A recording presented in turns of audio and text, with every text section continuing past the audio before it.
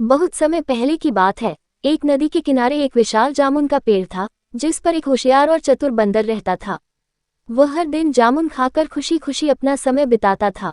उसी नदी में एक मगरमच्छ भी रहता था। एक दिन मगरमच्छ उस पेड़ के पास आया, तब बंदर ने मगरमच्छ को देखकर उससे पूछा, तुम इतने भूखे क्यों लग रहे हो? मगरमच्छ ने कहा, मैं कई दिनों से कुछ खा नहीं पाया हूँ। बंदर ने दया दिखाते हुए मगरमच्छ को कुछ मीठे और रसीले जामुन दिए।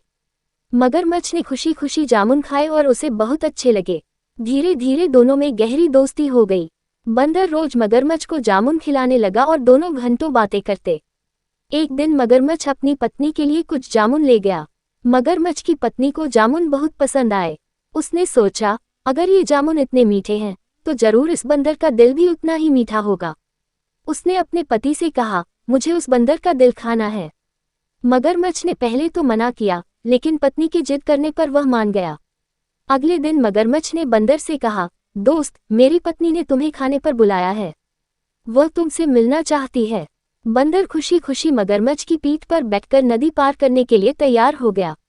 जब वे बीच नदी में पहुंचे तो मगरमच्छ ने सच्चाई बताई कि उसकी पत्नी बंदर का दिल खाना चाहती है।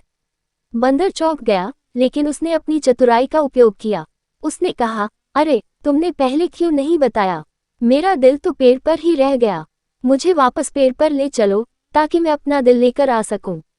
मगरमच्छ ने सोचा कि बंदर सच बोल रहा है और उसे वापस पेड़ के पास ले गया। जैसे ही बंदर पेड़ पर चढ़ा, उसने मगरमच्छ से कहा, तुमने मुझे धोखा दिया और अब मैं कभी तुम्हारे झांसे में नहीं आऊंगा।